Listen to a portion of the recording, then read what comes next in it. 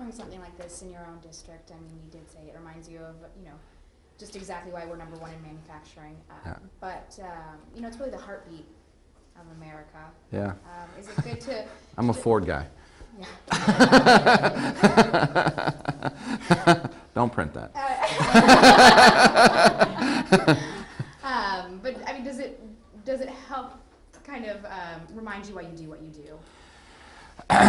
Yeah, it motivates me that way, and this is going to sound a little odd, but it motivates me to stay out of their way.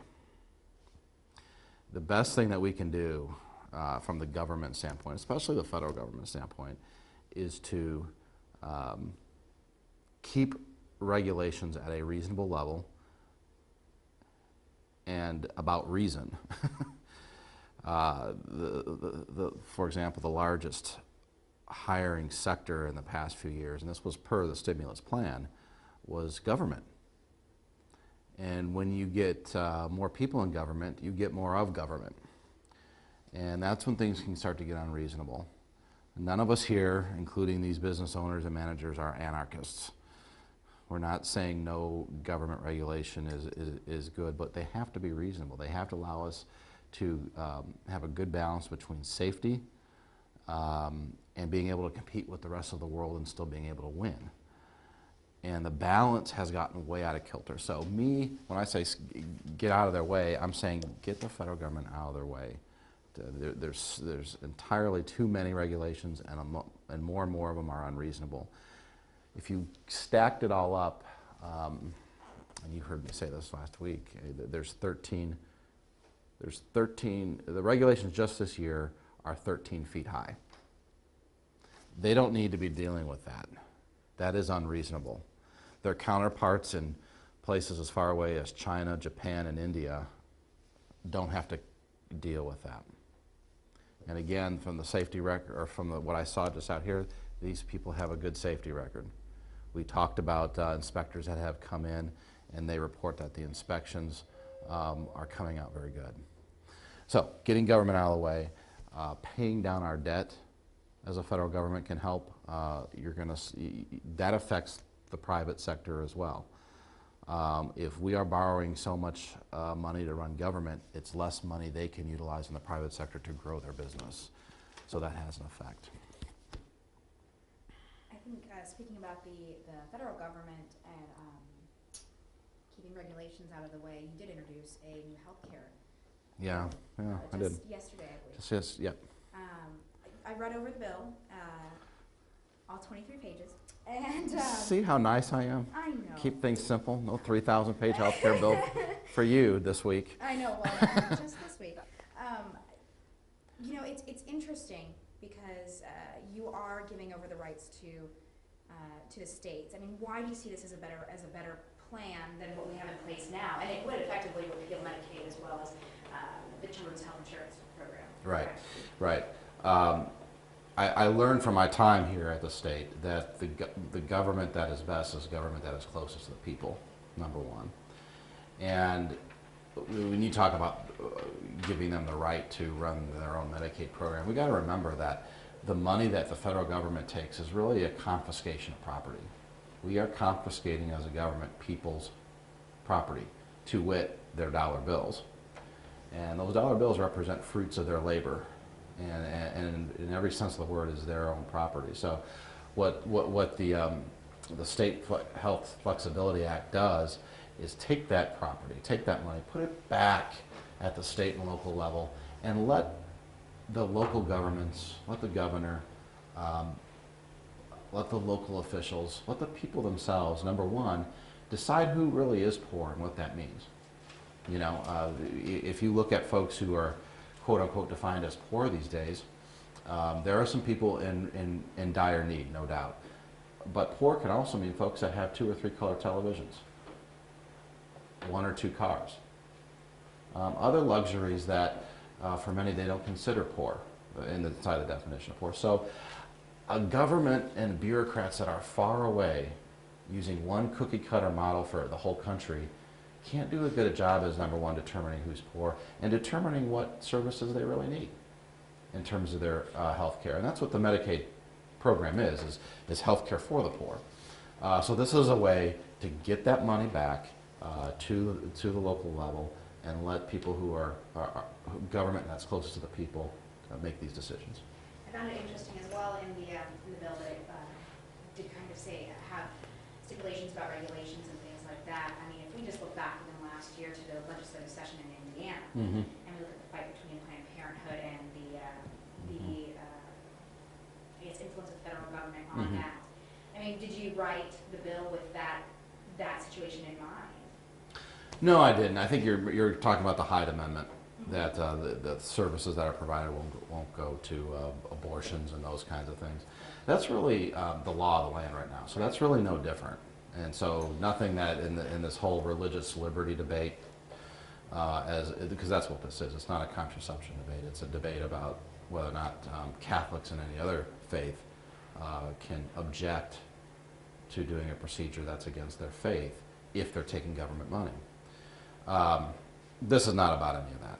This is it's called the Hyde Amendment after Representative Hyde, who introduced it a decade or so ago, and it just says, look, if you are a federal government program, you can't be in the business of providing abortions and the like. Okay, so in your mind, because obviously Planned Parenthood receives federal dollars at the moment, but not for abortion services. Mm-hmm. Would that take them out of receiving federal money, or would the states get to decide? You mean under my bill? Mm-hmm. No, that's a good question. We haven't been asked that question before, quite honestly. And I imagine in the spirit of the bill, the states would get to decide. That's kind of how I read it. Yeah. So I just wanted to, it was more, I think, a clarification as well. So. Yeah. Okay. You toured Fair Oaks earlier today. What was that like? Another phenomenal Indiana success story. A lot less welding there, but it's a great example of Hoosier ingenuity and creativity coming together and making some money from an idea called agricultural tourism or agricultural education. I reviewed plans with their management about that it's not going to just be about milking cows in the not too distant future. We're going to have ag tourism as it relates to hogs, to cattle, and all the different aspects of a farming operation. Now, for me, what this does is a couple things. It reconnects our young people with the fact that their food does not come from a grocery store. And we're losing that. It used to be that if we didn't grow up on a farm, we had some family member who did. And now only 2% of the United States population, that's no different here in this state. No, it might be slightly different, but basically 2% of the American population is directly or indirectly related to farming.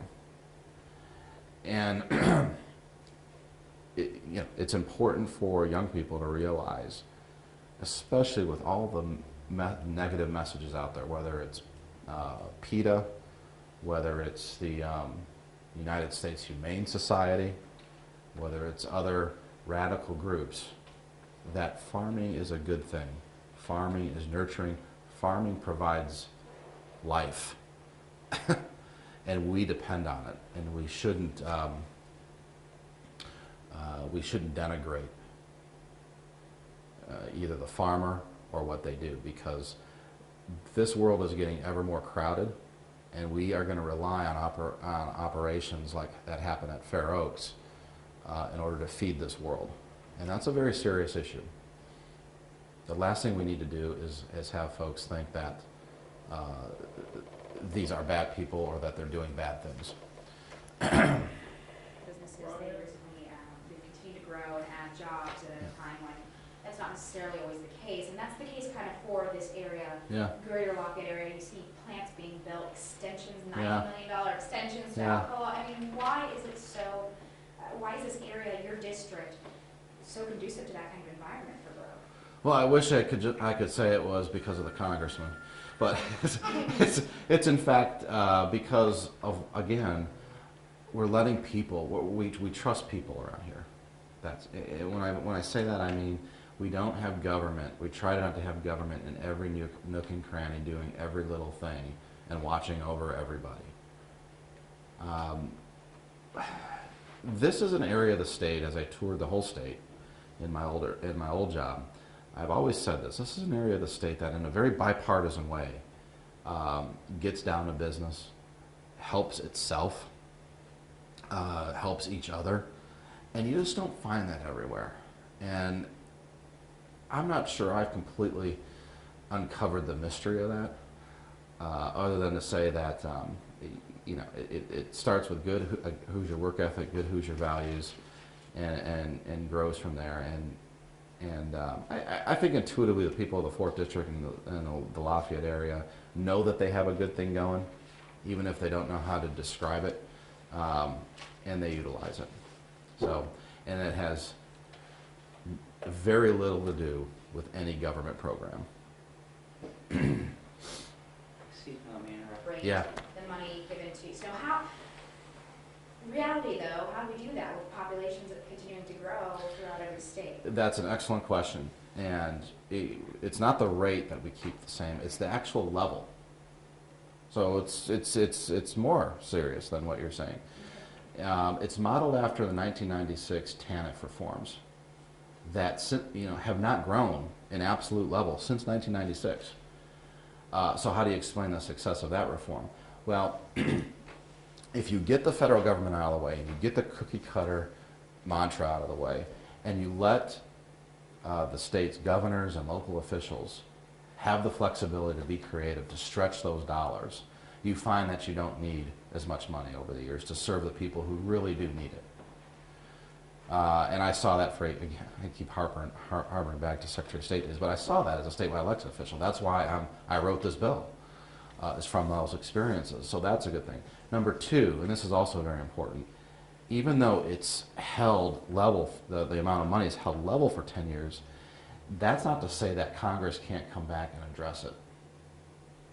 That's the key, is to get these programs off autopilot. When you put an automatic inflator on it every year, you put the program on autopilot, and it has the cost of the program, therefore, have nowhere to go but up. This, if the states really can't do with what they've been getting at 2012 levels, and they've exhausted all their creativity, well, then it's time for Congress to decide what the new level should be. And it forces guys like me, the people that I work with, to make the hard decisions instead of putting on autopilot, because what putting on autopilot does is make our kids pay for it and make our grandchildren that don't exist yet pay for it. And I can't think of anything more immoral than making future generations pay for our freight today.